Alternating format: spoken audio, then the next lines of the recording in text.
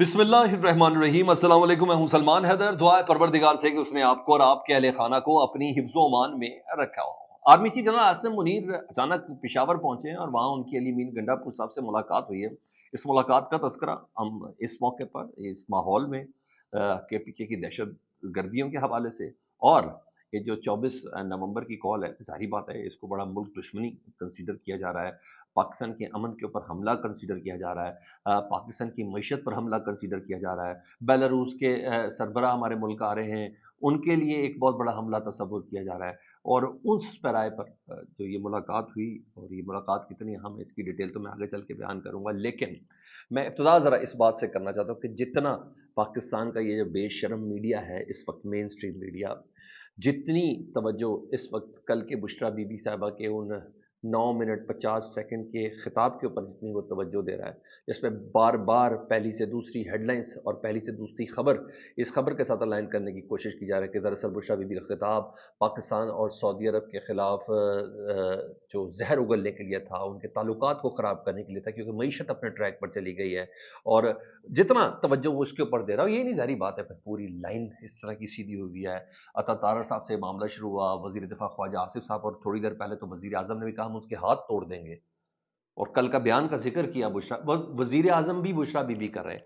हालांकि इसका एक चौथाई तवज्जो अगर कल के दहशत गर्दी के वाक़े पर वज़ीर आज़म शहबाज शरीफ साहब और उनकी काबीना ने दी होती, तो मेरा ख्याल है कि इस वक्त जो नफ़रत अंगेज़ मनाजिर हैं, अवाम का जो गुस्सा खौफनाक इस वक्त पाड़ा चनार के अंदर नज़र आ रहा है, इस वक्त पेशावर प्रेस क्लब के बाहर नज़र आ रहा है, लाहौर प्रेस क्लब के बाहर नज़र आ रहा है, कराची प्रेस क्लब के बाहर नज़र आ रहा है, ये मंजर भी उतना दिखाने जाने के लायक था। अगर एक चौथाई भी था, अगर वाकई KPK की अवाम, पंजाब की अवाम, बलूचिस्तान की अवाम, सिंध की अवाम की यकसा ज़िंदगी है, जितना ये इस प्रोपेगेंडे पे टाइम लगा रहे हैं, तो मेन स्ट्रीम मीडिया को मेरा ख्याल है उसका एक चौथाई हिस्सा ज़रूर देना चाहिए था। क्योंकि सर सो कॉल्ड बताया जाता है कि 36 अफराद शहीद कर दिए गए, और इस वक्त मैं कहता हूँ लाखों का मजमा पारा चौधरी की सर पर इस वक्त एहतजाज कर रहा है। जब मैं आपसे बात कर रहा हूँ इस शदीद ठंड में, मुझे सिर्फ ये बता दें मेन स्ट्रीम मीडिया ने उसको कितना प्राइम टाइम दिया, कितनी उसके ऊपर बात की। क्या आपको कहीं से कोई इतला मिली कि पाकिस्तान के वज़ीर आज़म शहबाज शरीफ इमरान खान साहब भी दफनाने की शर्त पे ही कोयटा पहुंचे थे? जी हाँ, कोयटा पहुंचे थे और उनके लवाहिकीन के साथ इज़हार यकजहती किया था। आप मुझे बता दें उन जनाजों के साथ ये लोग बैठे, तो क्या हुकूमत को कोई वजीर उधर मौजूद है? क्या वज़ीर आज़म शहबाज शरीफ इन तकरीबों में शिरकत कर रहे होते इस वक्त? ये है हमारी प्रायोरिटीज़ हमारे मीडिया की, ये है हमारी प्रायोरिटीज़ हमारे सियासतदानों की, ये है कि कम से कम इनको जनाजों पे शिरकत करने के लिए उधर ज़रूर पहुंचना चाहिए था। वैसे तो बेयारो मददगार छोड़ा भी था पाड़ा चुनाव के अवाम को, सब ये कह के कोई जायदाद का मसला है, कोई जायदाद का मसला है। जायदाद की मसले 100 की बसों के कानवाए पर फायरिंग नहीं करती, और किस तवार एक ब्रेक, दूसरी ब्रेक, तीसरी ब्रेक, मुसलसल सिक्योरिटी के कानवाई के अंदर अभी तक एक सिक्योरिटी एहलकार, अल्लाह ना करे कि शहीद हो, कोई शहीद नहीं हुआ। जिस तरह की खबरें और जिस तरह की इस वक्त चीज़ें सोशल मीडिया के ऊपर चल रही हैं, तादाद बताया जा रहा है कि इससे बहुत ज़्यादा है। लेकिन पहले मैंने कहा ये इस बेशर्मी की तरफ कम से कम इतना तो कर लूँ, कितनी पॉलिटिक्स पे बात करें, कितना मौजूदा सिनेरियो पे बात करें, इस पे बात करना बहुत ज़्यादा ज़रूरी है। बड़ा जुल्म हो गया सर, बहुत बड़ा जुल्म हो गया। अच्छा, अब आऊँ ज़रा मैं थोड़े पॉलिटिकल से, मैंने कहा ज़रा मैं इनको बता दूँ कि इनकी बेशर्मियाँ, हमारे मीडिया की बेशर्मियाँ मैं आपको बता दूँ। अच्छा जी, अवाम का गुस्सा बाकायदा नज़र आ रहा है। उधर इमरान खान साहब ने इन तमाम तर फस्तायत, दफ़ा 144, इस्लामाबाद को गंडेरिस्तान, मोटरवे, वो इन तमाम धमकियों के बावजूद ही आखिरी उनका जो रब्ता हुआ वो उनकी बहन अलीमा खान साहबा से हुआ है। उसके बाद कोशिश बड़ी थी कि उन 6 जो लीडरशिप के 6 अरकान से उनकी मुलाकात हो जाए, लेकिन 3 घंटे के इंतज़ार के बाद वो तमाम वापस चले गए। तो आखिरी मुलाकात उनकी अलीमा खान साहब से हुई। मौलाना मौजूदा सूरत हाल से के हवाले से उन्होंने बाकायदा पैगाम रसानी की थी, और ताज़ा तरीन बयान जो उनका आखिरी, मैं इसलिए कह रहा हूँ क्योंकि अब इमरान खान साहब से 2 दिन तक कोई रब्ता नहीं होगा, ना ही पार्टी की लीडरशिप का, ना ही पार्टी के वकला का, ना ही पार्टी की फैमिली का, खान की फैमिली का। ये बस जो होना था वो ये आज हो गया है, और ये बाकायदा मैसेज कन्वे किया गया है ٹھیک ہے، اور تازہ بیان کیا ہے، اور علیمہ خان صاحبہ کی بازوانی عمران خان صاحب یہ کہتے ہیں کہ پیغام دے کہ کسی صورت 24 نومبر کی کال میں واپس نہیں لوں گا، نہ ہی ہم لینے جا رہے ہیں کسی صورت۔ پوری عمران خان نے کہا پوری طاقت سے پوری قوم 24 نومبر کو اپنی آزادی کے لیے اور عدلیہ کی آزادی کے لیے باہر نکلے، یہ جتنا مرضی دیر مجھے جیل میں رکھ لیں میں رہنے کے لیے تیار ہوں۔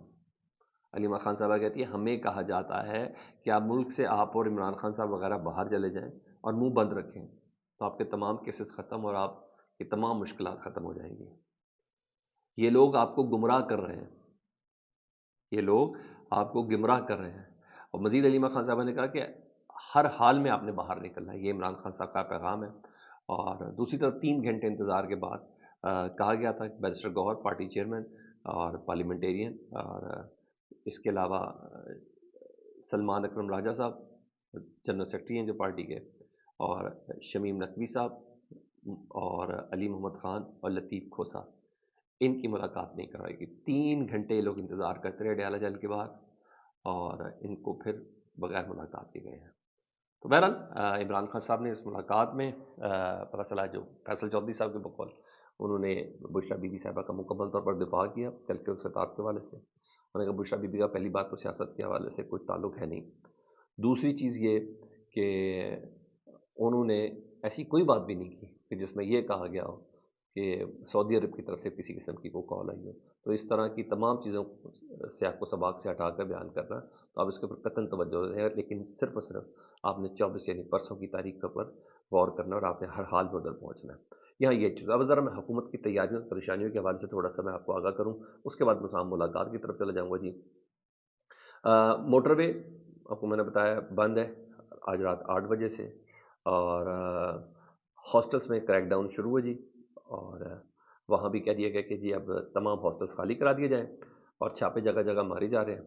اور اس دوران جو پوزیشن ہے وہ اس وقت یہ بنی ہوئی ہے کہ موٹر وے مینٹیننس کی بنا پر کہا ہے، یعنی کون کون سی موٹر وے بند ہے۔ پشاور اور اسلام آباد کی موٹر وے بند کر دی گئی کیونکہ مینٹیننس کرنی ہے۔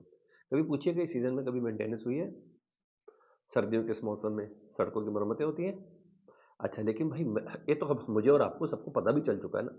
تو موٹر ویز جتنی بھی ہیں وہ موٹر ویز مینٹیننس کا بہانہ کر کے انہوں نے بند کر دیے ہیں۔ پشاور اسلام آباد موٹر وے، اسلام آباد لاہور موٹر وے، لاہور عبدالحکیم، پنڈی بھٹیاں تا ملتان یہ موٹر وے، سیالکوٹ تا لاہور، یہ تمام چیزیں ہیں۔ جتنے بھی رابطے ہیں کنیکٹیویٹی ہے پنجاب کی اسلام آباد تک جانے کی، پشاور سے کے پی کے کی اسلام آباد آنے کی، ان تمام موٹر ویز کو بند کر دیا گیا ہے مینٹیننس کا بہانہ لگا کے۔ ٹھیک ہے، اس کے علاوہ جتنے بھی ٹرانسپورٹ کے جو اڈے ہیں، لاری اڈے ہیں، ان تمام کو بند کرنے کے احکامات جاری کر دیے گئے ہیں۔ آج رات 12 بجے کے بعد ہر چیز امپلیمنٹ ہو جانی ہے۔ ٹھیک ہے، ٹرانسپورٹ کے اڈے بند، موٹر وے بند، یہ سب چیزیں جی۔ انٹرنیٹ ماشاءاللہ ویسے ہی بند، دوسرا وی پی این تو ویسے ہی غیر شرعی ہو گیا ہے۔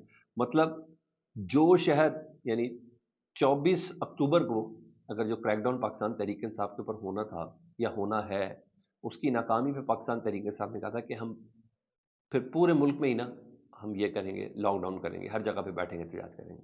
یعنی جو کام پاکستان تحریک انصاف نے کرنا تھا وہ موجودہ حکومت نے خود کر لیا ہے، وہ حکومت خود کر رہی ہے۔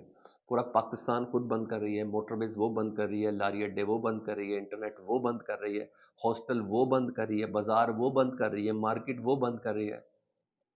ابھی پی ٹی آئی کا کارکن باہر نہیں آیا۔ تو یہ ان کی بکھلاہٹ کالم ہے۔ آج رات 12 بجے کے بعد اسلام آباد بھی مکمل طور پر بند کر دیا جائے گا، یہ پوزیشن۔ دوسرا وہ آرمی چیف اچانک پشاور پہنچے، ایپیکس کمیٹی کا جو 19 نومبر کا اجلاس تھا، اس کے بعد یہ صوبائی ایپیکس کمیٹی کا اجلاس تھا جس کے سلسلے میں انہوں نے پہنچنا تھا، کیونکہ ابھی یہ شہادتیں ہوئی ہیں۔ جو رپورٹ اب تک سامنے آئی ہے وہ یہ ہے کہ جی سیکیورٹی صورتحال، آپریشنل بریفنگ اور ان تمام پہ وزیر اعلیٰ علی مین گنڈا پور صاحب بھی اس اجلاس کے اندر موجود تھے اور فیلڈ کمانڈر بھی موجود ہیں۔ اچھا، میں نے کہا اور آپ نے سن لیا، لیکن پھر دوبارہ سے بتاتا ہوں۔